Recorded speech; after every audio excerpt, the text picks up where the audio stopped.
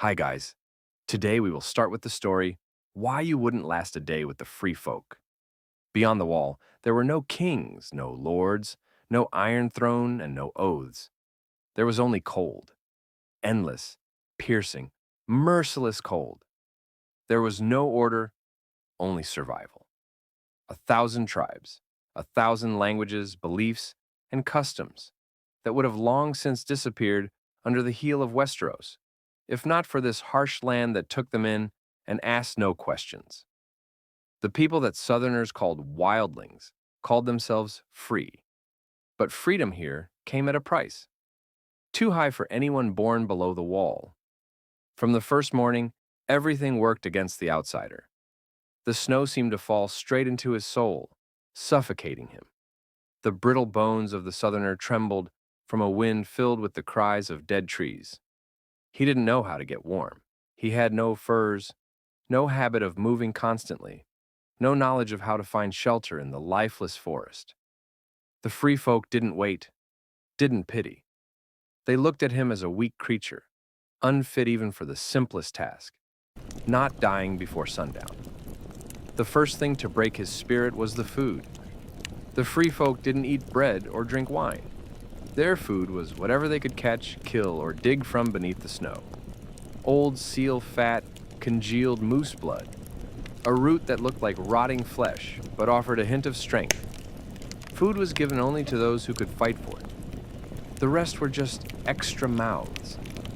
And the outsider, sitting for the first time by their fire, felt hunger twist into pain. But reaching for a piece meant issuing a challenge. And he was ready for neither the fight nor the consequences. At night, another enemy arrived, cold unlike anything known in southern castles. The fallen stars above looked like the teeth of gods, and the forest around like a living beast, ready to tear him apart for any mistake.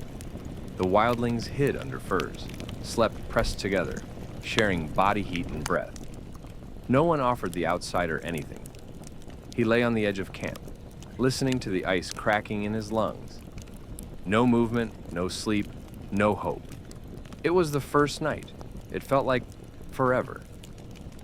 With dawn came the next lesson. No one waited for him to wake. The tribe moved forward, fast, decisive, without looking back. Falling behind meant vanishing. Not because someone would banish you, but because the snow offered no second chances. You had to be strong, or you had to die. Such were the laws of the North. Unwritten, unspoken, but carved into every bone. Through the blizzard, the outsider barely recognized the faces around him. The free folk were not one people. They were a mosaic of wildness. Some had fire in their eyes, others frozen emptiness. Some wore wolf pelts, others bones of enemies. Among them were hunters, shamans, witches, warriors, children, elders, each with their own role, their own story. No one asked the outsider's name. A name wouldn't save him from the cold. A name couldn't replace an axe or the skill to light a fire in freezing rain. A name was a luxury, and luxury was a burden here. They had learned to survive since birth. Their first fight came before they lost their baby teeth. Their first kill before their first winter. Women gave birth standing in the snow and went hunting 2 days later. Those who couldn't vanished. The elders who lost their strength left on their own. Death here wasn't the end, but a natural step. And when the outsider saw a 7-year-old boy skinning a bear, he realized his fears were petty. They didn't know fear. They knew hunger, pain, death, but not fear, because fear steals time, and they had none to waste. The outsider tried to keep pace, fell, got up, fell again. His feet didn't know how to hold on ice. The air cut his lungs. His mind searched for logic. But there was none, only the path, only movement forward. He hoped they would accept him, that someone would explain, teach, give a chance. But the free folk didn't explain. They had no teachers. Life was their only mentor, and its lessons always ended with either scars or death. When a raven appeared in the sky, the wildlings grew alert. They said birds didn't fly without reason. They sensed death. The outsider didn't understand what it meant to be noticed in these lands. His scent was already in the air. His blood was weak. His soul trembled. Not only animals could sense it. Here, beyond the wall, there was more than cold and people. There were others. No one spoke of them aloud. But when the night grew too quiet, and even the wind fell silent, everyone knew. They were near. And the outsider, shivering beneath a lonely tree, felt it. He was already at the edge. One day here was an eternity, and not everyone earned the right to live it to the end. The second day began without warning. The sun, far from being a gift, was more of a cruel joke. It barely rose above the horizon, casting a dim, gray light that gave neither warmth nor hope. But for the free folk, it was a signal. Time to move again. No complaints, no rest, no plan. Their path wasn't guided by maps, but by scents in the air, tracks in the snow, distant campfire smoke. For the outsider, it was chaos. For the free folk, it was order, woven from instinct. By the second day, the breakdown began. The southerner's body started to give up. He hadn't eaten, hadn't slept, couldn't understand. Everything felt like it was working against him. The snow crunched beneath his boots like snapping bones. The wind threw needles into his face. His fingers lost feeling. His thoughts circled a single idea: how to get out. But there was no exit, not because it didn't exist, but because the free folk never sought a way out. They lived here because they knew no other life. And if he wanted to be with them, he had to forget who he was. He began to realize that these weren't just tribes. This was a different civilization. They had their leaders, but leadership brought no rest. A leader had to be first in the hunt, last by the fire. They were respected not for title, but feared for strength. If they were weak, they were replaced. Sometimes instantly, sometimes with blood and screams. Women could lead too if they were faster, fiercer, smarter. There was no gender here, only strength and endurance. He saw a woman with a face scorched by burns, split wood with a single axe swing. A 7-year-old boy drove a knife into a deer's throat without flinching. An old man, blind from snow blindness, led a group by the scent of smoke, and all of it was normal. No one was surprised. No one praised. No one said, "Well done." You either did it, or you died. They moved deeper into the wilderness, past where trees stopped growing, where snow lay in eternal drifts. Stranger tribes lived in those parts, ones who ate raw meat, ones who painted their faces with enemy blood, ones who believed each stone held a spirit. The outsider began to understand. Southern boundaries didn't apply here. Not morality, not rules, not faith. The free folk would laugh at anyone who tried to live by law. Here, survival followed the flesh. The bone memory passed not through words, but through scars. That day, they encountered a wolf pack. Unusual. 9 beasts, black as night. Too quiet, too focused. The tribe murmured of signs. Some prayed, some drew out talismans. The outsider didn't understand, but he could feel something had changed. For the first time, he saw fear in those who had seemed fearless. He realized, here, you didn't choose fear. Fear chose you. And still, he kept moving. Deep within, he began to feel a longing for home. Warm food, soft bedding, human words. But those things didn't exist here. They weren't taken. They had never been. His clothes tore, the furs split. He began wrapping himself in branches, grass, scraps of fallen hides. That's what the children did when left in the forest. He didn't know he now resembled them. When night came, they stopped. Not from pity, simply because going further was impossible. The tribe formed a circle. Fires were lit, blades drawn. Night was the most dangerous time. Not for cold, but for others. other tribes, or worse. The Southerner didn't sleep. He sat hugging his knees, staring at the fire dancing across the faces of those who had accepted him, silently but sternly. That night, he didn't die. And that was all that mattered. The third day began with a cold that reached into the bones. The snow had turned to a crust of ice, brittle and treacherously slick. The tribe rose without a word, moving as one body. No one asked where they were going. It didn't matter. The free folk didn't know directions the way the Southerner did.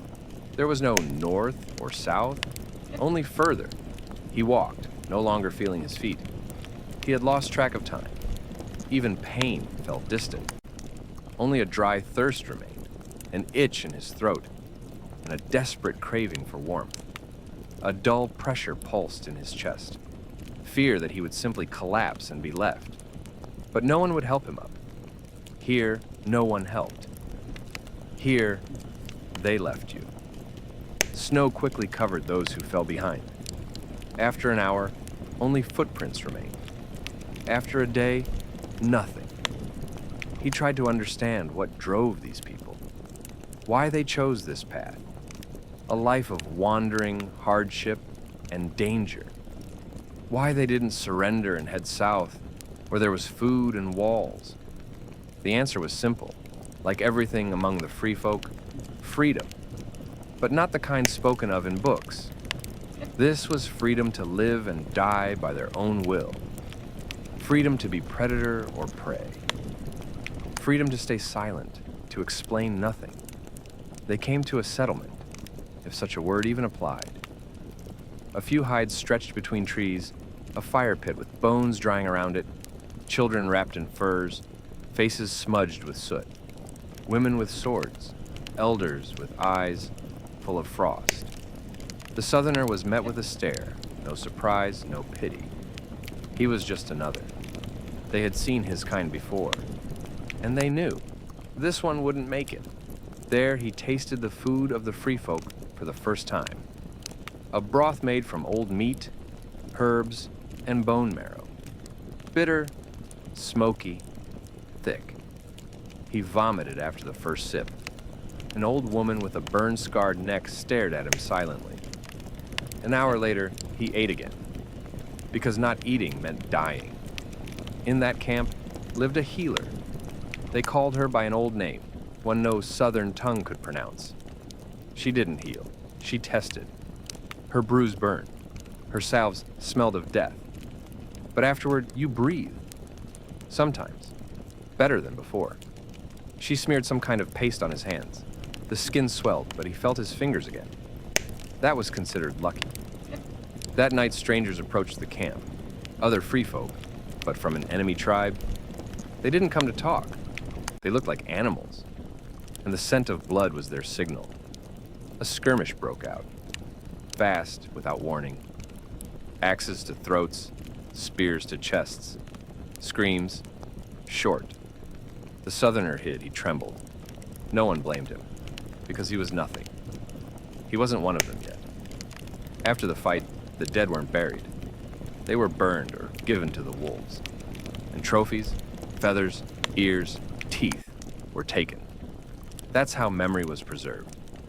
The Southerner watched a boy wrap a necklace of fingers around his neck. He didn't look away. That was a step, the first one. And yet, he remained a stranger, even when he shared their food, even when the wind no longer made him shiver, even when he could walk all day, because a stranger wasn't someone from outside. A stranger was someone who hadn't accepted death as part of daily life. The free folk didn't wait for the end, they lived in it. Every morning here began with the chance of dying, and that made them truly alive. The fourth day began with wind. It carried no snow, but it was dry and sharp, like a blade across the face. It swept the ash from distant pyres, where the fallen had been burned, and spread the stench of charred flesh. The free folk didn't complain about the wind.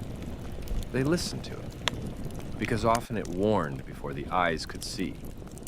The Southerner barely spoke now. Speech wasn't in fashion here. Sounds meant danger. A loud voice could summon things better left uncalled. So they exchanged looks, gestures, brief sounds. Not words, but compressed meaning. He learned that too. He learned to be silent. They traveled along a range of cliffs, a line of gray stones, frozen like the fangs of some ancient beast. In those cliffs lived others. Not just other tribes, outcasts, cursed, barely human. Whispers said they drank blood and whispered to the wind. He didn't believe it until he saw eyes on the rock, lidless, without fear, without pity. The tribe quickened its pace. Without a word, just left, fast as possible. No one chased them. But the rustle behind them remained, like the breath of something dark. Next came a descent, rocky, ice-glazed. The southerner fell, his shoulder dislocated. He groaned. A woman in a bear hide approached and snapped the joint back into place. No warning. He screamed. She didn't look at him, just moved on. That was a lesson, or a warning. That night they camped near a river. The water had frozen solid, but beneath it still flowed. One of the hunters broke through and pulled out a fish, alive, writhing, eyeless. There was no familiar food here, only what you could find. And if you were unlucky, you ate bark. The southerner no longer turned away. He ate what was given. He didn't taste it, only felt hunger and fear that tomorrow there might be no food at all. That night they told a story, not aloud, by the fire, on bones using coals. A man with burn scars drew on a hide how his tribe had fled from giants. He sketched them, massive, wide-eyed, with clubs made of bone. He spoke in gestures. He showed how they died and how they survived. The southerner watched. He didn't laugh. He didn't doubt, because in the north, anything was possible. He had seen death, seen throats slit to let out blood while the body was still warm, seen a mother leave her infant on the snow because it didn't cry, because it was dead inside. And none of this shocked him now. Only understanding remained. Here, survival wasn't about feelings, only the tribe. He began to grasp the rhythm, the flow, the meaning. He no longer asked questions. He mimicked what he saw. He copied, without emotion, without hesitation. He began to resemble them, but not belong to them. Because belonging wasn't about action. It was about spirit. And his spirit still dreamed of the South, of warm bread, of wine, of walls. And here, no bread, no wine, no walls. Only cold. Only death. Only the road ahead. The fifth day had no beginning. It simply came, in silence, without light, without sound, as if the night had never ended. A white mist covered everything like a shroud. Snow didn't fall in flakes, but in thick clumps, like ash from a world that had burned. The southerner barely felt his legs. He walked, looking down. His hands, wrapped in fur, ached from the weight of the spear. He didn't know why he carried it. He wasn't trusted with the hunt. But without a weapon here, you were nothing. Even a child carried a knife. Among the free folk, a child is not the future. A child is the now. If you can't defend yourself, you don't live. He saw a girl about 10 years old throw a stone at a raven. With such precision, it seemed she was born with the gift. She didn't smile. She simply took the bird and walked away. There was no praise here. You just did. They crossed the dead valley. It had once been a settlement. Now it was only ash and skulls frozen into the ice. The walls were ruined, pits blackened with soot. The southerner didn't ask what had happened here. He knew. Asking meant showing that you were an outsider. Memory wasn't for discussion here. It was in the bodies, the scars, the silence. They found a wolf's track. They pursued it for a long time. The trail led to a pack. The wolves were worn thin but not afraid. A fight broke out. One of the hunters fell. Another saved him by killing the beast. Not out of pity, out of calculation. 2 spears are better than 1. The Southerner didn't take part. He stood to the side. They didn't blame him, but they didn't consider him either. Afterward, they divided the meat. According to merit, whoever killed chooses the piece. Whoever stood in the shadows eats the bones. That was the order. Not written, but eternal. He ate in silence, didn't complain, even when the blood on the meat was still warm, and his stomach begged for it to be cooked. He chewed like they did. He began to hear the forest. The wind in the treetops spoke. The crunch of snow wasn't just sound, it meant movement. The crackling of branches, a warning. He began to see without looking, feel without touching. This was the gift of those who lived with the cold. Not instinct, necessity. That evening, they stopped in a cave. Damp, with the smell of moss and old bones. Another tribe had once lived there. The walls still carried marks, charcoal and red, rough like wounds, figures of horned beings, animals with eyes full of light. A woman in a fox pelt whispered over them. Not prayers, but memories. Each symbol was death. Each line, a memory. They didn't worship. They preserved. The Southerner didn't understand, but he watched. And that was a step. To watch meant to acknowledge. Not to turn away meant to respect. He was not one of them, but now, no longer entirely an outsider. That night, a fox entered the cave, thin like hunger. It didn't sneak. It just walked in, looked at the people, the fire, then it left. No one chased it away.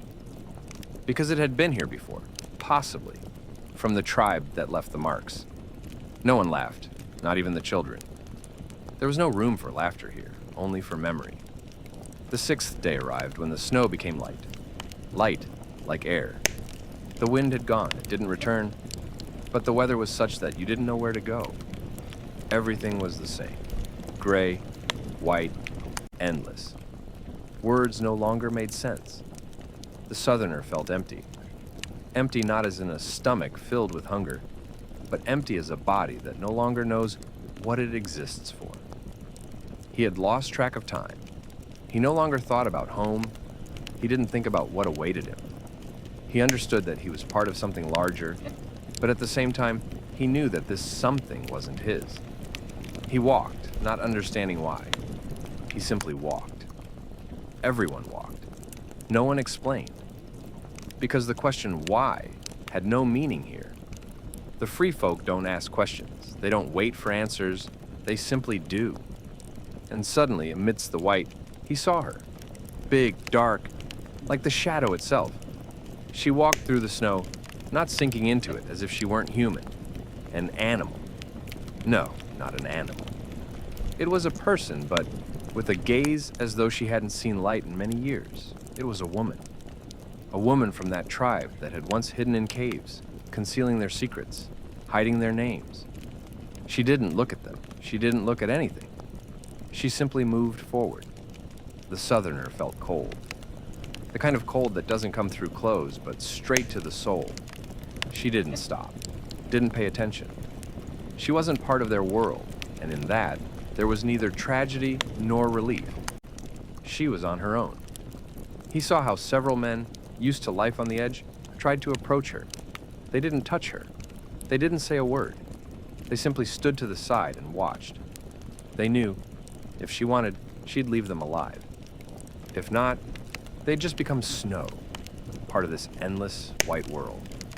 The wolves returned, but now they were different. Not like those they had seen before.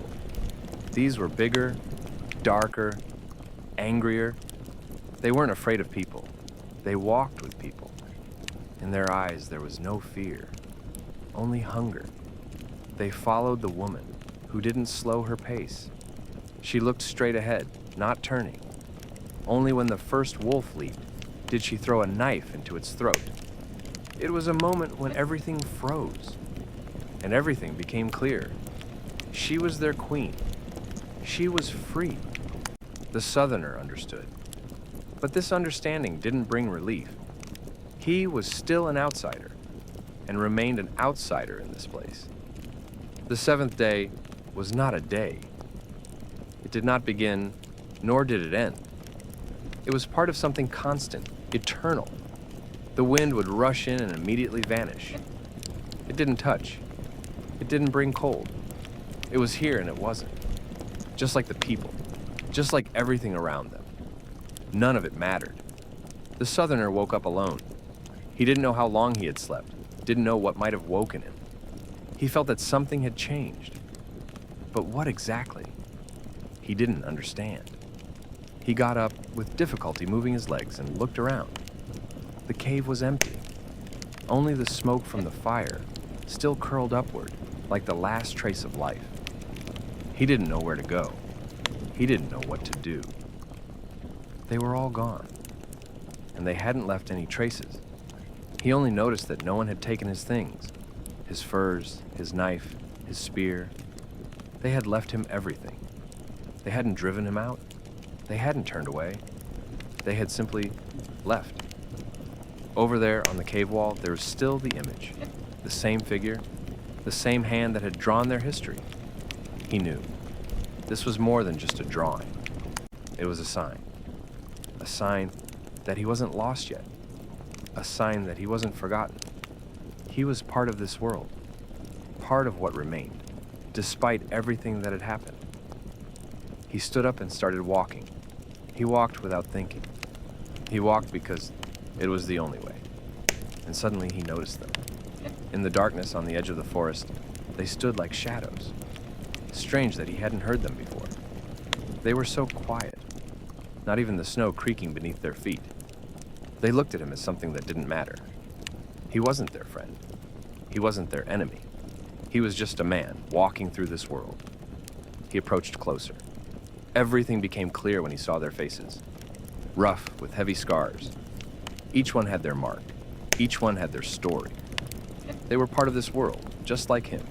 Not strangers, not his own. Just people.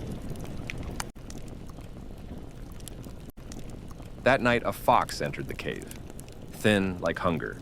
It didn't sneak. It just walked in, looked at the people, the fire. Then it left. No one chased it away, because it had been here before. Possibly come from the tribe that left the marks. No one laughed, not even the children. There was no room for laughter here, only for memory.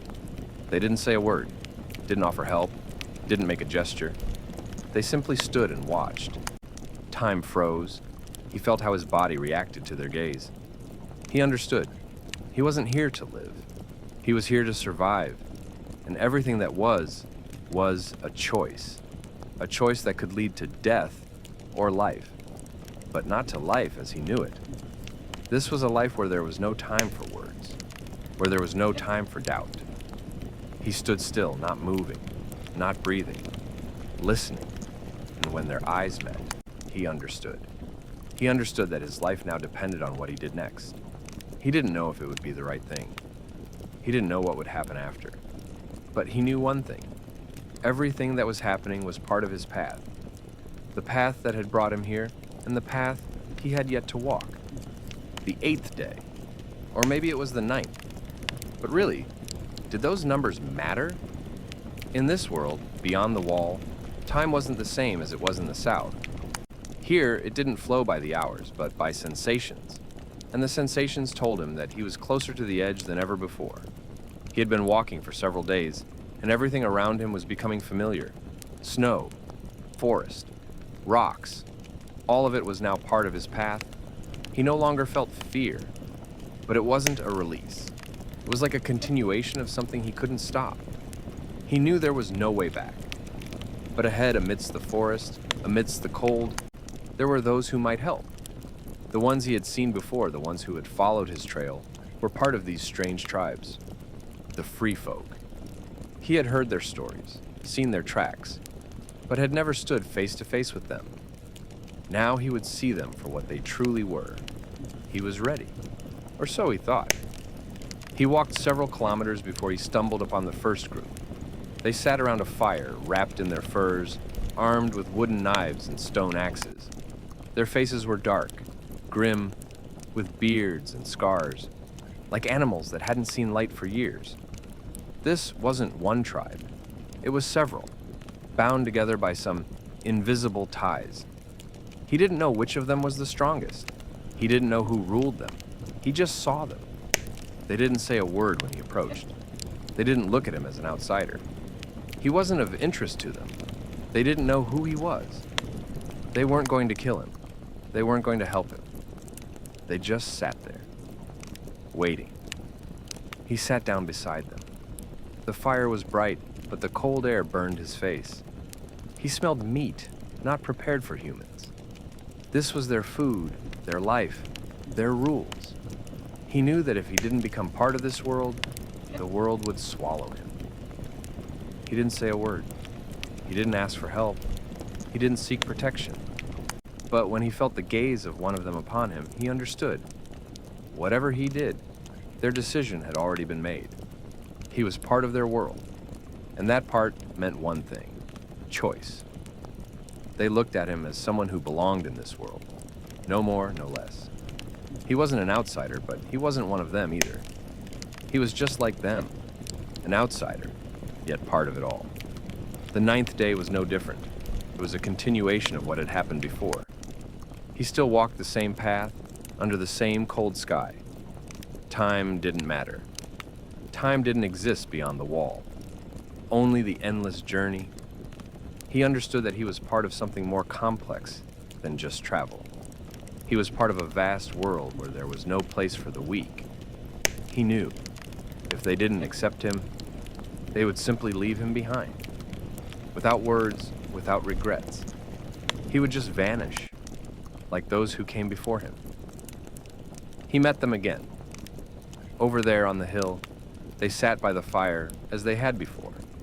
But now everything was different. He felt their gazes become tense. He was an outsider, and it didn't matter that he sat beside them, shared their shelter and food. He was not like them. He was the one who came from outside, and that changed everything. One of them stood up, tall and lean with long hair. His gaze was predatory, like an animal ready to strike. He approached but didn't speak. He didn't laugh. He didn't threaten. He just watched. And in that gaze, there was something more than just curiosity. It was something deep, something that he couldn't understand. He tried to remain calm. Inside, he felt his heart start to race. He knew this meeting would be decisive. He couldn't show weakness. He couldn't allow himself to doubt. This wasn't just a fight for survival. It was a choice. He could become part of this world or vanish from it. And then, when everything seemed to be decided, the man simply returned to the fire. He sat down without a word. But that gaze didn't leave. He felt it, like a ghost watching him from the shadows. In that moment, he realized he wasn't in the world of men. He was in a world where actions spoke louder than words. Time passed. The wind pulled through the forest. But for him, there was no way back anymore. He was here, and he was part of this world. No matter how much he tried to resist. And whatever happened, he knew one thing. The choice had been made. The 10th day was not like the others, or perhaps it was. But on this day, he felt that something had changed within him. Something inside. He was no longer the one who came from afar, the one who didn't know how to live beyond the wall. He was already becoming part of their world.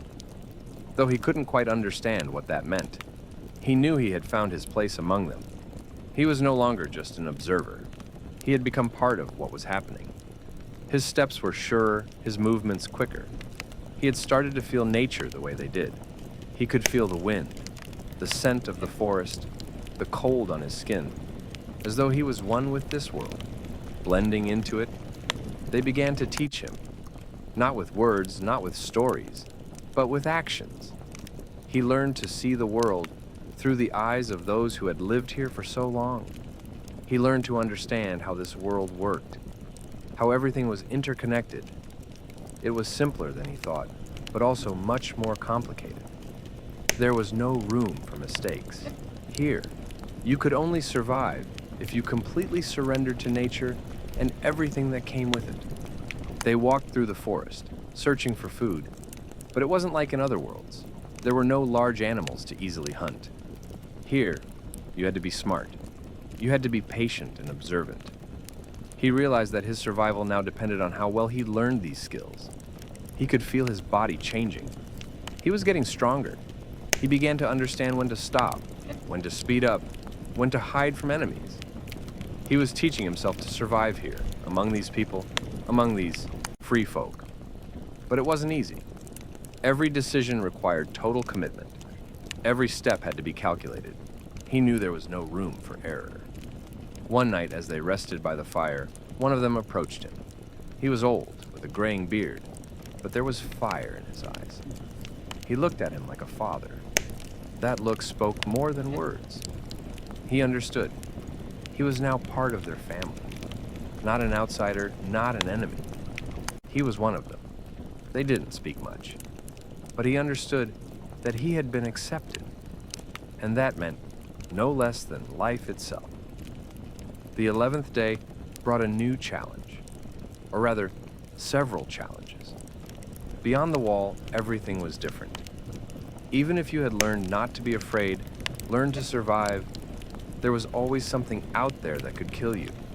A storm, a wild beast, a fall into a ravine. And all of it happened suddenly. You couldn't predict what would happen until it was too late. He felt his habits changing. He stopped paying attention to every sound. He learned to ignore fear, and that was one of the hardest skills he had to master. Beyond the wall, fear was a luxury. Too many fears, and you would die. And that was what set these people apart from everyone else. They didn't know fear, not because they were brave. They didn't know fear because they lived with it. They were like beasts in the forest, understanding their role in this world.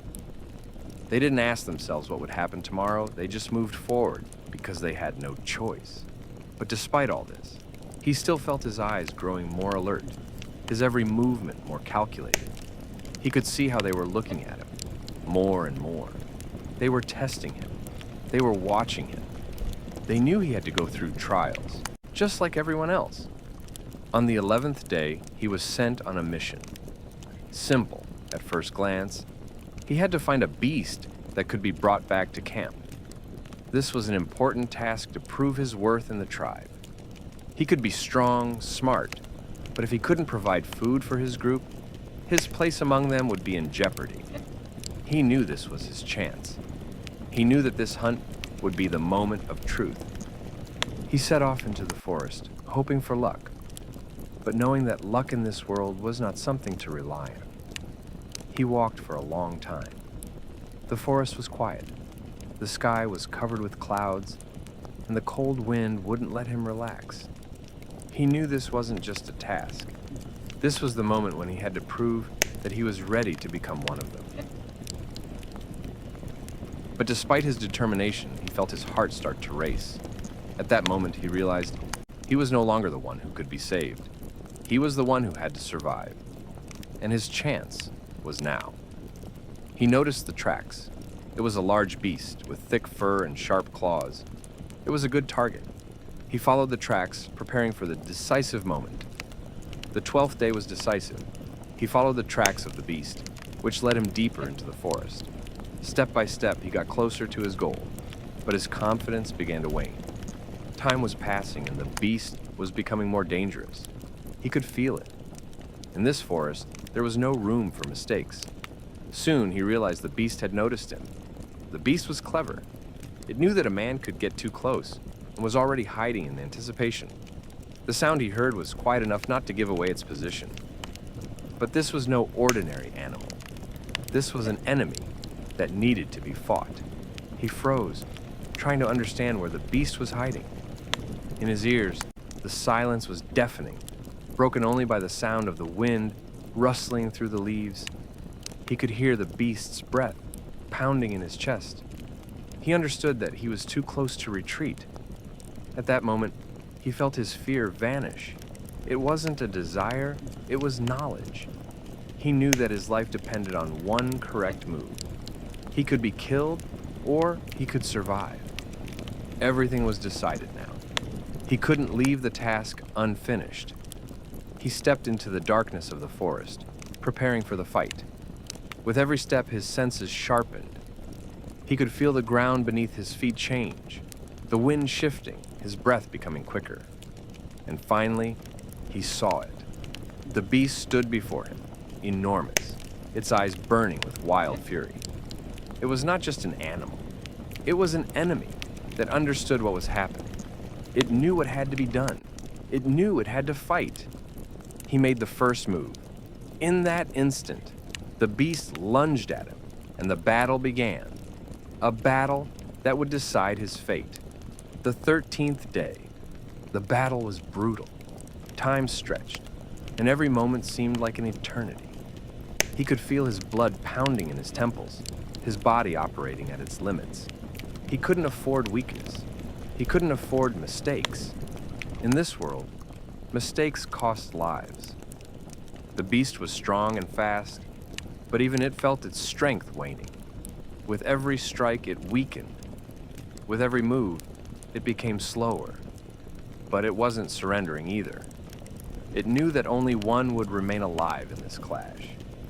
He screamed his inner fury, feeling his body respond to each blow, to every movement of the beast. He was like the beast, only in human form.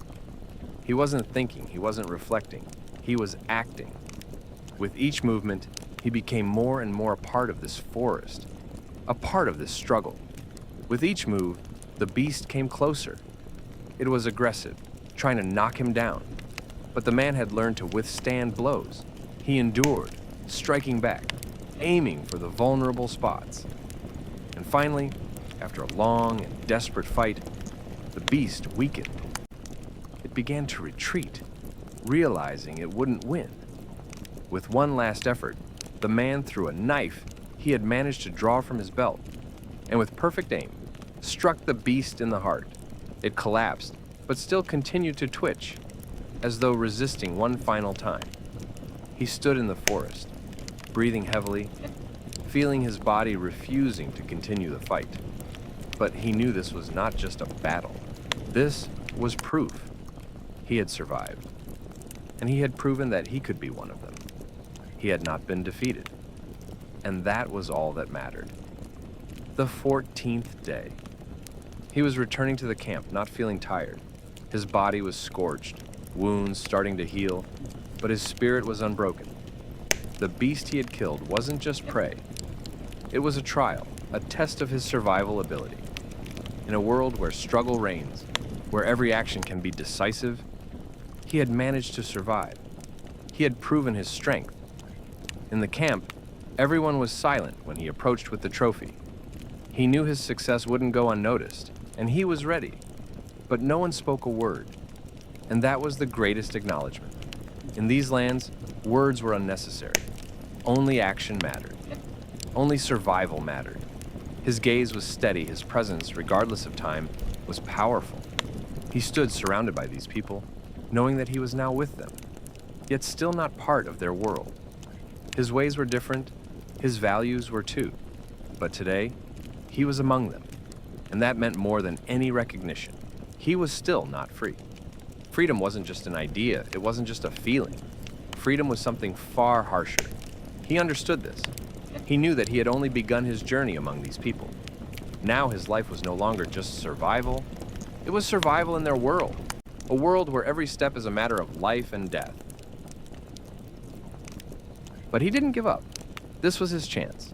He had proven he would survive. He had proven he could be part of this world. The 15th day. There was silence in the camp, but it wasn't ordinary silence. It was a silence filled with anticipation. He knew that his life had changed, but he didn't know how. He couldn't understand what was happening in the impenetrable shadow of the forest. He felt that he had become part of something bigger, but what that something was, he didn't know. With each passing day, he learned. He learned to understand those around him. He watched how they worked, how they lived, how they viewed the world. Every step was a new discovery for him. He observed their customs, their behavior, their interactions.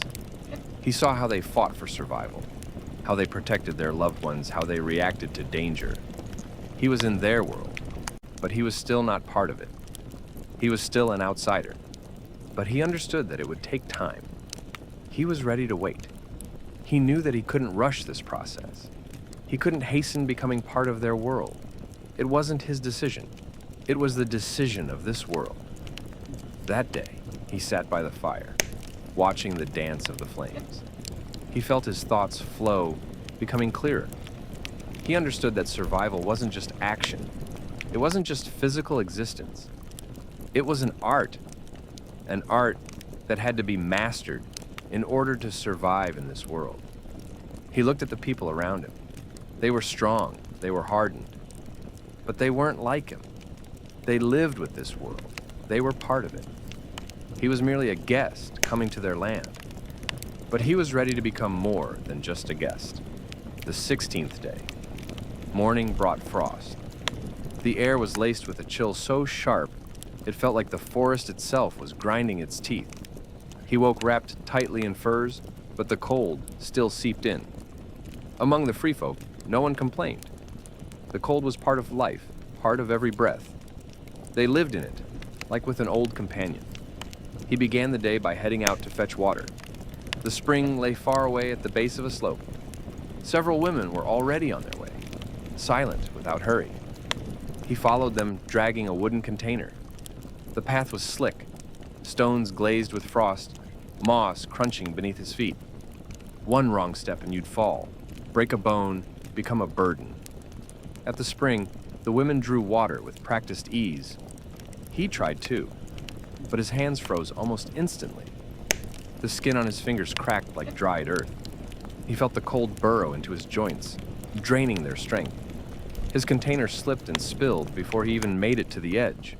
The woman beside him didn't say a word, just looked. In that glance was a whole story. A story about how newcomers break. He returned to camp late. His fingers were numb. He had to rub them by the fire for a long time before feeling returned. No one laughed. No one pitied him. He knew himself. This was a lesson. That evening, an old man by the fire told a tale about a time in winter when an entire clan died because they forgot to check the river ice before crossing. He listened closely. It wasn't just a tale. It was a warning. Every evening by the fire was a survival lesson. There were no lectures here, only pain taught. He understood. With each passing day, he was becoming part of something, but that something had no mercy. Here, respect wasn't bought with words, only with blood, only with patience. The 17th day. The forest had changed. Its silence was thick, like fur. He had already learned to distinguish sounds, the snapping of branches, the call of birds, the bark of foxes. But that day, the sounds vanished. There was no singing, no cracking, only the wind, and even it sounded wary. The elders grew tense. The women quickly gathered the children. The men took up their weapons. There was no panic, only movement, deliberate and precise. Something was coming. He didn't yet know what, but he could feel the tension hanging in the air, like a drawn string ready to snap. The elder ordered 2 fires lit at the edge of the camp. It was a signal, a message to other clans. We are here. We are ready. The free folk didn't build walls. Their defense came from within, from their eyes, from their knives, from their readiness to die. He stood by the fire, staring into the darkness. The forest no longer seemed just trees. It was alive. It could hide a beast, bring a man, deliver death. Anyone could emerge from that blackness, an enemy, an animal, even a white. But no one came, all through the night. Only the wind and the crackle in his chest and the fatigue in his eyes. He didn't close them. He waited, like everyone else. And when the first light pierced the canopy, he saw the free folk relaxed again, just for a brief moment. Then life resumed as if nothing had happened. But he knew. This had been a test, a trial of readiness to belong. He endured, simply stood there in silence. With them. The 18th day. Snow began to fall before dawn. Fine and sharp, it settled on furs, on faces, on the bones of weapons. Overnight, the forest had changed again. It was brighter now, cleaner, but also more dangerous. The tracks were gone. The paths he had learned to follow had vanished, as if they had never existed. Among the free folk, that meant only one thing. Now you walk by instinct, and every step might be your last. He tried to follow the others, watching where the leaders stepped. But the snow grew heavier, and the wind whipped into his face. Visibility shrank to a few meters. Everything dissolved into white. The forest became faceless, foreign. They were hunting for meat. In weather like this, not a luxury but a necessity. Even wild animals left their dens. The cold drove them like a stick. They had to find tracks, follow direction, chase, strike. This was no glorious hunt. This was survival. He lost the trail, just for a moment. But that was enough. When he realized he was alone, his heart exploded with noise. Everything looked the same. He turned in circles, trying to find a familiar mark, shouting, foolish. The free folk didn't shout in the forest. The forest only answers with silence or death. He remembered there was a broken stump to the left in the moss. He turned toward it, walked that way, for a long time, not knowing for sure if it was the right direction. Only step by step, straining his eyes, remembering what the old man had said. Don't look at where you are. Look at where you were.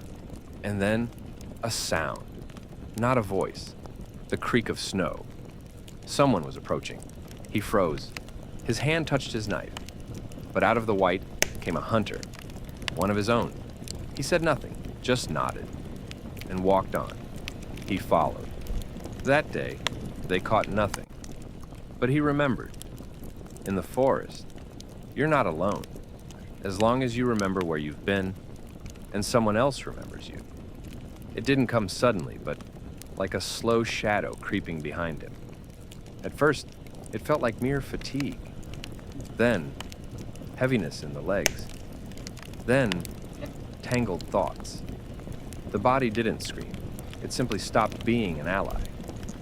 Each morning grew colder, and each morning he had to lie to himself that today would be easier. Among the free folk, there is no surplus. Everything is counted. Chunks of meat, roots, hides, warmth. To share means to live. But if you hadn't hunted, hadn't found, hadn't helped, hadn't been useful, your share faded. Not out of cruelty, out of necessity. He sat by the fire when the old man came and silently placed something before him. Not meat, but boiled bark with bitter berries. Survival food. He ate in silence. His eyes stung from the smoke, but he didn't look away from the flames. There was more than warmth in that fire. There was strength, a strength he couldn't afford to lose.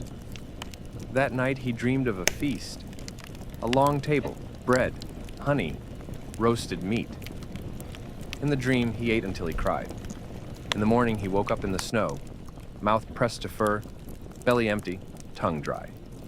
But he rose. He walked, and no one offered a hand. Because you walk on your own. Either you're free folk, or you're dead. The 20th day, the fire went out. It happened during the night. The wind howled, the tent trembled, the furs were damp with frost. He was the one on fire watch. It was his turn. The others slept, huddled together, buried in hides. He sat with eyes open, but fatigue had turned time into a shifting fog. He didn't remember when he'd drifted off, but when he woke, all was black and cold. The fire was dead. The coals glowed faintly, but there were no flames. Not a single living tongue of light, no warmth, no hope. And the silence, it wasn't natural. It was angry, offended. The forest knew the fire was gone, and now it crept closer. He scrambled to gather sticks. Some had been prepared, but not by him. He fumbled with stones, trying to spark life. His hands trembled, his skin felt like frozen bark. A spark came, then another. But the tinder was wet. Everything was wet. He thought, this is how it ends. Not by beast, not by blade, but by cold, by mistake, by drowsy weakness. But then, the same old man sat beside him, Didn't say a word, just pulled dry kindling from under his furs, lit it. The fire flared, life returned. The old man didn't scold, didn't even look. He simply stayed, because among the free folk, those who don't learn die. But as long as you learn, you still have a chance. The 21st day, fear, not loud, not obvious. It seeps into your blood, becoming a part of your body. Fear is when you realize that everything you knew is no longer relevant. Hunting is not always successful. The forest doesn't always share with you. The beast can be faster, tougher, smarter. The chase doesn't guarantee victory. He looked around. There was another one, silent. Looks like he's lost his strength. His face was drawn, his hands cold, his eyes glazed. He knew the man couldn't see anything, weak. But no one said anything because words, they don't save. He felt his inner voice whisper, "Run." But his mind was silent, as was his body. Running, that's death. For if you run, you're left behind. And the one left behind disappears. So he walked up to the silent one and looking him in the eyes said, "It's getting dark. We won't make it if we wait." But the man didn't answer. He stood up, but his steps grew slower. The one who had been behind became quieter. And that was worse than any scream. The step of the one doomed to die. They moved on. The snow froze their skin. Every crack beneath their feet could be their last. Fear burned their insides. In the air hung death. When the night sky swallowed them, the one who had been weak simply stopped. Not fallen, just stood still. The ringing in his ears, and the night came. And everything turned dark, lifeless. He kept moving. The 22nd day. Sorrow. He walked through the snow. His legs no longer felt the ground. Inside, everything hurt. His lungs tightened, and his chest felt like stone. Every step was a feat. He couldn't remember when this began. When his body stopped obeying, when it became foreign to him. He was no longer himself. His body had turned into a thing that didn't belong to him. Images blurred before his eyes, and despite the general unease, he felt relief. His body no longer asked for food or warmth. It seemed to have decided not to resist this path. The old man walked ahead. His steps were slow but sure. He didn't look back. He knew. He had seen many fall and eventually vanish. No matter how many years he had behind him, the old man never made a mistake when it came to surviving. He came up and sat beside him, not saying a word. He stared at the snow, his gaze empty, and he understood that he could not understand. He didn't know what it meant to be this old. He didn't know what it meant to have years that turned the forest into a home and the cold into the essence of life. And then, in that moment, when even the snow seemed insignificant, he understood. Belief in yourself and in the path you walk. That is the last thing you can hold on to when everything around you breaks. He stood up and walked on. The weakness faded, and there was only the road, without end and without age. The 23rd day.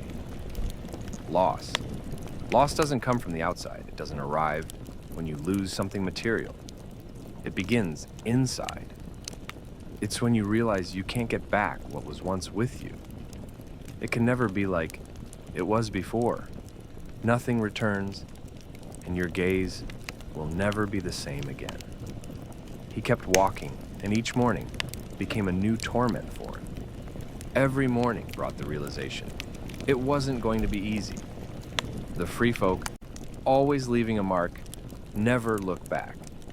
That's what they teach. No one waits. And yet, despite that, despite the fact that he increasingly felt his body, his spirit, and his mind battling against each other, he kept moving. It wasn't for life. It was to not stop, to not become part of what he feared the most, to not become someone who rots in the snow. Those who had walked with him were long gone. Fear isn't only when you're alone. It's when you realize that all around you is silence. They are lost. No sounds, no movement. They won't be found. You can't break through this silence. He understood that nothing could change his situation anymore. And still, with every step, he felt as though his fate was inevitable. He accepted it, but still couldn't understand what would come next. The 24th day. A gaze into the void. He had arrived at that very place. It wasn't what he had imagined. He thought that when this moment came, everything would be clear, but nothing was clear. In this emptiness, there was no pain, no fear, not even joy. There was nothing. The surroundings disappeared.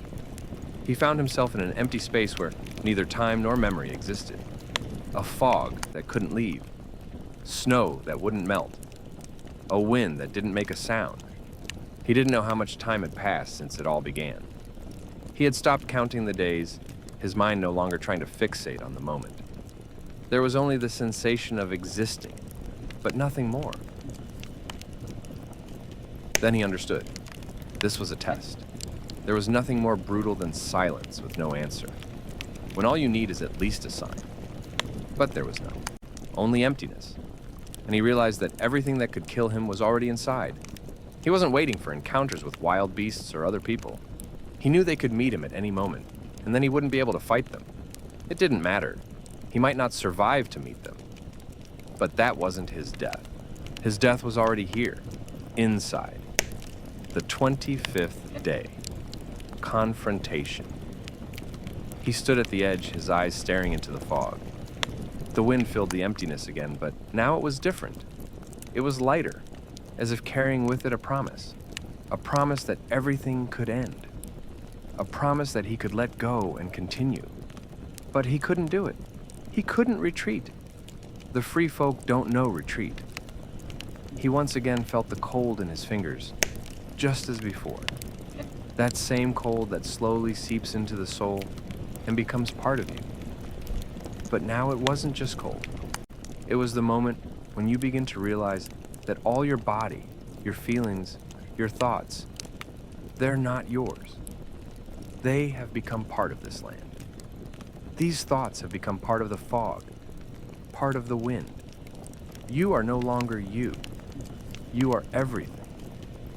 In the emptiness and that strange silence that surrounded him, he knew one thing. He wasn't alone. He was part of something greater, something he couldn't understand. But he could feel how something was watching him, how some force was seeping into his mind and his steps. He stepped forward, and a new world opened before him. It wasn't the world he knew, not the one he had lived in before. This was a world where there was no past, where there was no future.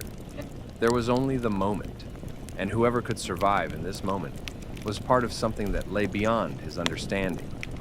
The 26th day, awakening. That moment when you realize you can't go back.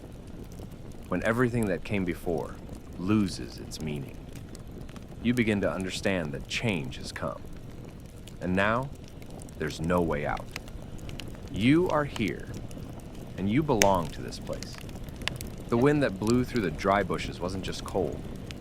It was a trial that you cannot pass if you are not willing to let go of everything you have. To survive among the free folk, you must forget everything you once knew. There is no place for weakness in this world, and you must become one of them. With each step, he felt his old self fading away. His body weakened, his thoughts became increasingly fragmented. But in this foggy abyss of reality, he felt something remarkable, a strength that wasn't his, but one that allowed him to keep going. This strength wasn't in muscles, nor in the mind. It was in the refusal to retreat. He knew that he wasn't simply facing people on his path. The free folk aren't like ordinary humans. They walk their own way, and this path doesn't forgive weakness.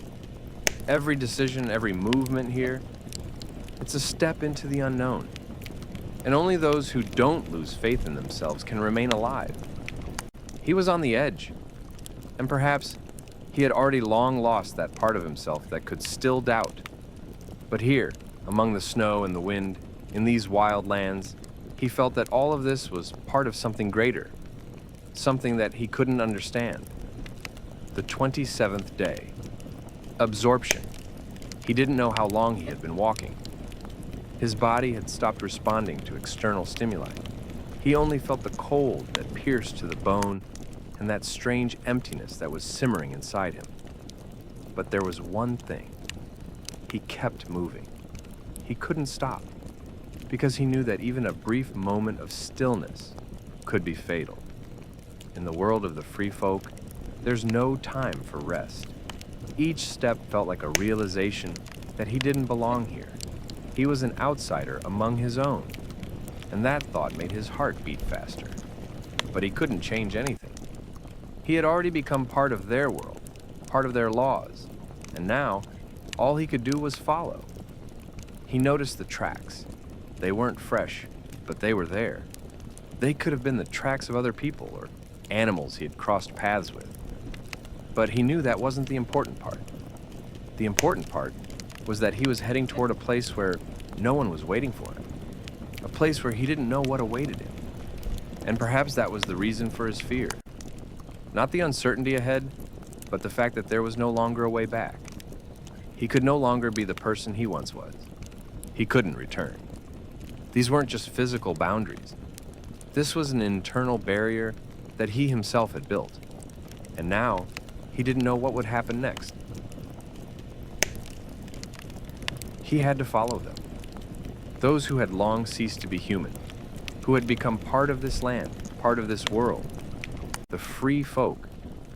These people who unleashed their fury and strength upon anyone who dared to stand in their way. He understood now. To survive, he had to become one of them. The 28th day. Initiation. He stood before them, feeling their gazes pierce him to the core. They were all silent, as always, their eyes revealing nothing. In this silence, he realized that nothing here was accidental. Everything that had happened to him was part of something inevitable. He was part of their world, and they knew it. They never asked who you were. Here, in the world of the free folk, there's only one question that matters. How ready are you to give yourself up? To give everything you have and be accepted among them?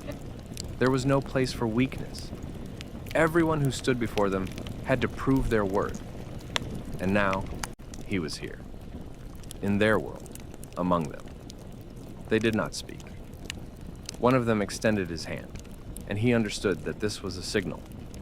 He had to undergo a trial that would prove whether he was worthy to be among these people. Without words, without warning, they led him into the forest, to where there was no light, where there was only darkness and relentless cold. The steps sounded loud in this forest. Dark figures moved alongside him. Their presence felt like something inevitable. He could have asked what was happening, but he knew no one would answer. He had to learn to be silent and follow, to learn to be part of this darkness. Each step brought him closer to the unknown. He didn't know what awaited him, and that was part of the trial. To know that you don't know, and to keep going. The 29th day. The trial. The darkness of the forest was so dense that he could barely make out the outlines of trees in front of him. He walked in complete silence, following those who had long ceased to be human. This was not an ordinary journey. It was a trial of endurance, of survival. And here, there were no rules that could save him. They moved confidently, as though they already knew every corner of this forest, every step that needed to be taken to avoid danger. There were no doubts in their actions. He, however, not knowing what awaited him, couldn't shake the feeling that at any moment, something might change. And perhaps he wouldn't be there to witness it. Step by step, he tried to stay focused. He was hungry and tired, but that was only the beginning. The difficulties he was facing seemed trivial compared to what lay ahead. The feeling that something was at stake, that someone was watching him never left him. Suddenly, a figure appeared ahead. It was one of them. He held an ancient knife in his hands, which gleamed in the darkness. The man stood motionless, as if waiting. He could have been a friend or an enemy. In this world, that distinction didn't matter. He was simply the one with whom he had to face. Without a word, he extended the knife toward the newcomer. Everything became clear. This was a trial. No words, no instructions.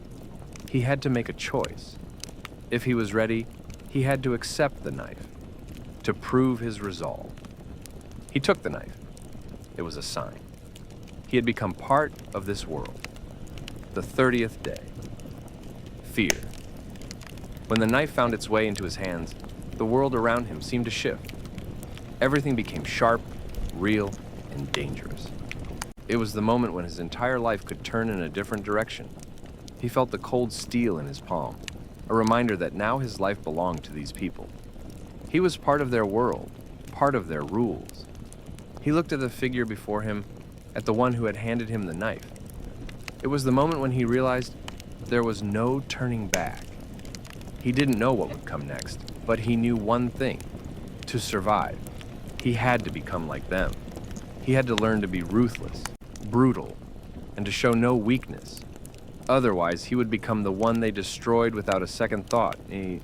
Thoughts began swirling in his head, each of them making his heart beat faster. Fear. He felt it like a physical pain. The fear of not enduring. The fear of being weak. The fear of losing himself.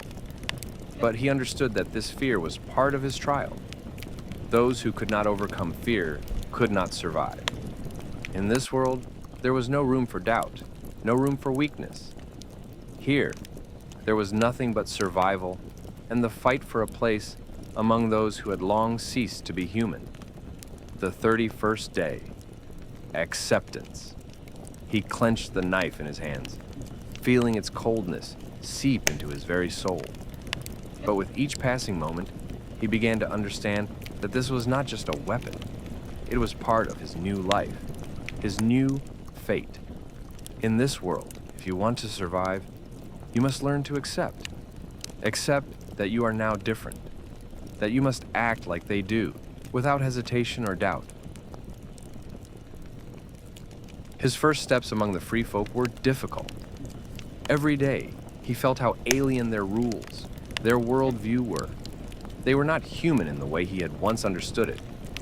Here, there was no room for fear, for regret.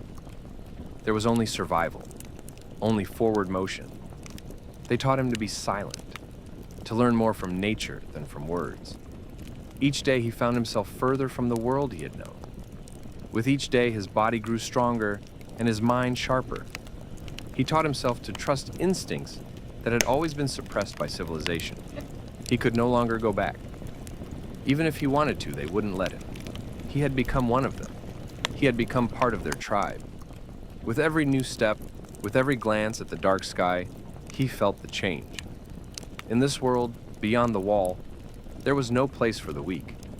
Only those who could embrace cruelty and never doubt their strength survived. He didn't know what would come next, but one thing was clear. He was now one of the free folk. The 32nd day. Brotherhood. He had grown accustomed to the silence of the forest, to the relentless cold that seeped into his bones. But the longer he stayed with them, the more he realized. The only thing keeping him alive was the brotherhood. Here, among the free folk, there was no room for loneliness. Even if you were weak, even if your strength was running out, you could not remain alone. In this world, you could come, but you couldn't leave without others. Everyone here was part of something greater. It was a brotherhood that did not tolerate weakness, and every moment spent here reminded him that he now depended on them as much as they depended on him. All that was left for him was to fight, to move forward, and to never stop. The free folk didn't live like ordinary people. There were no easy paths here, no one who could be your friend or enemy. Everything was a constant struggle, constant movement. Even when you slept, you were always ready for the possibility of an attack, always on guard. The world they lived in was harsh and unforgiving. He knew his life was no longer what it had been. Now, he was one of them. He felt it in every move he made. His actions were more confident, more powerful. He knew he could survive here. But for that, he had to be ready for anything.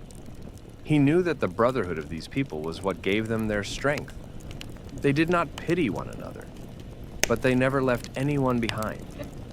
This world demanded strength and endurance. Every day they pressed forward. Every day they became part of something greater. The 33rd day, trials. He knew that survival here wouldn't depend on the simple will to live. It was much more complex than that. It was about learning not to fear, about not losing yourself in the face of danger. Every step here could be the last, and only those who learned to control their fear would survive. The free folk did not fear death.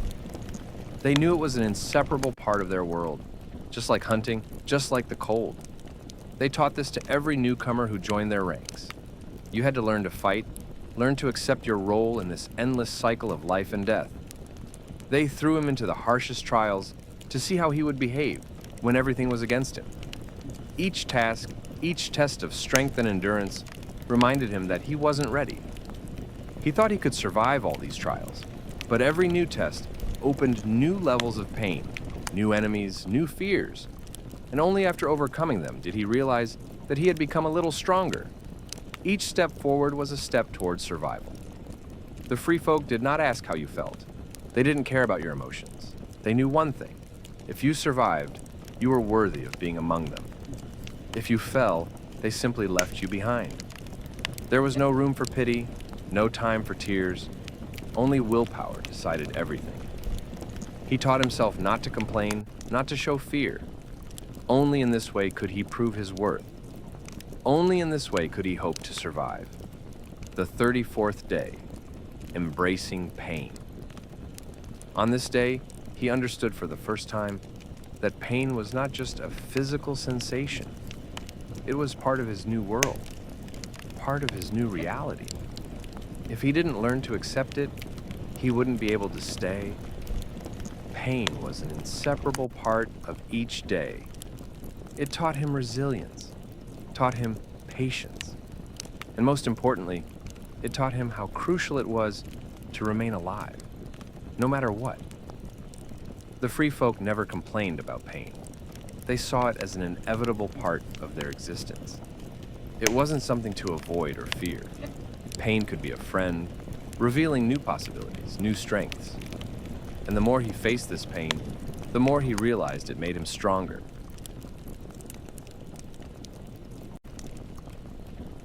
Every day was like a new trial.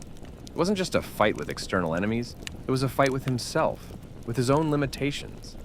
But he knew that if he stood firm, if he learned to accept pain and not fear it, he would be ready for anything. In this world, pain was his ally. It taught him to respect his limits, but at the same time, it pushed him to extend them. It didn't let him forget that he was alive, that he was here, among these people who were teaching him to survive. But he couldn't escape the feeling of loneliness. He was part of the tribe, yet he still felt how his past was drifting further away from him. He was here with them, but at the same time, he was very far from everything he had once known. This world had taken him, changed him, and now he was part of something that was both foreign and inescapable. The 35th day. The calm before the storm. On this day, he felt that he was becoming part of something much bigger than he had ever imagined. His growing sense of unease intensified, and he realized there was no avoiding what lay ahead. It was inevitable. He was one of them, and that meant he was ready to face any challenge, even if he didn't know exactly what awaited him. The free folk never talked about the future. Their lives were centered on the present. Every day was a struggle. Every moment required attention, and thoughts about what might come next simply didn't matter. In this world, there was no time for doubts. He noticed how they could spend days in silence, focused on surviving, and then, when night fell, they would suddenly begin talking about what mattered to them. And now, as he was becoming part of this world, he began to understand them. They didn't look to the future. They lived in the now. For them, Every minute, every moment was important. And when they faced danger, when they had to make decisions, they did so quickly, decisively, without hesitation. But for him, this was difficult. He was still trying to understand how they could be this way. In his world, there was always room for planning, for thinking, for assessing the situation. But here, with the free folk, the time that would normally be spent on reflection disappeared. Instead, they took a step forward, never looking back. He began to realize that this was part of their strength, the ability to move forward without hesitation. That was what set them apart from others. It wasn't just a manifestation of their brutality and strength, but also their ability to adapt to any circumstance, never stopping at anything. The 36th day, when winter truly comes. He thought he knew cold. He was wrong. Everything he had felt before was just a light sting compared to what the true northern winter brought. Here beyond the wall, it didn't just arrive. It consumed everything. The air became dense like ice. Every breath hurt. Skin cracked, even beneath furs. The wind howled like a dying beast, never ceasing for even a moment. The free folk prepared for winter all their lives. Their huts sank into the earth. Their bodies bore scars from old frostbite, and they gathered by the fires not for warmth, but for survival. He saw one of the men silently cut off a blackened finger from a boy to save the hand. No one screamed. No one cried. Because this was winter, and winter forgave no weakness. The snow didn't just fall, it devoured. It made movement impossible, erased paths, buried cave entrances. Tribes vanished. People left in search of food and never returned. He understood that here, winter wasn't a season. It was an enemy, ancient and merciless. Food became a curse. Rotting meat, seaweed fished from under the ice, snow rubbed against the tongue to ease thirst, barely. And all of this under the eyes of women whose gazes held no despair, only a tired knowing. This had all happened before, and it would all happen again. He shivered at night, despite fur clothing, despite the hides he lay beneath. Even the body of another pressed against him in a cramped hut didn't help. Winter crept through everything. It got into thoughts. It whispered that it would be easier to just sleep. But he saw how the free folks stayed awake. They kept watch. They knew that whoever slept too deeply might not wake at all. And then he understood. To survive here meant to become the cold. Not to fear it, not to fight it, but to let it in. To become part of it. The 37th day. Songs by the fire. When the cold descends upon the world, the free folk don't retreat into silence. On the contrary, in the deadliest frost, when breath turns to frost itself, they sing. He heard their songs for the first time on a night when even the stars seemed frozen. Around the fire sat elders, children, wounded warriors, women with infants, and they all sang. These songs weren't about heroes or glory. They were about pain, about death, about beasts that came in the night, about friends who vanished forever into the snowy void, about the cry of a mother who lost her child, and all of it in voices full of strength, without tears, without pity. He sat nearby, clutching his hands to the fire, trying not to shiver, and suddenly he understood. These songs weren't meant to comfort. They were reminders that any night could be the last, that any face in the circle of firelight might be gone by morning. And so they had to be remembered. They had to be sung as long as someone remained to listen. The free folk knew that the forgotten die forever, and so they sang about everyone, the old who vanished into the blizzard, the hunters who never returned, the children who froze in caves.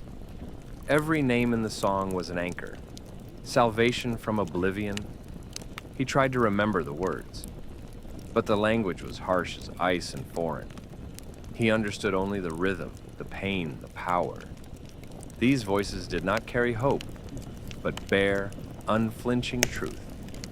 Death here was not an enemy. It was a companion. And the songs, they were conversations.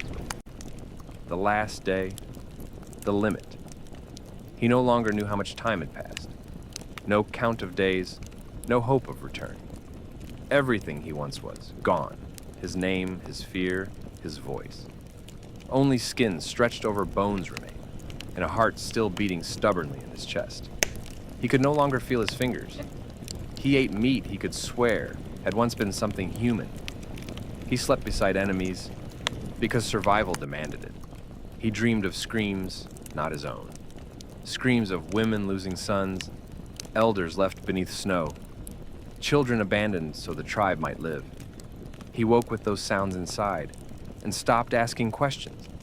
He had learned not to think, not to pity, not to remember.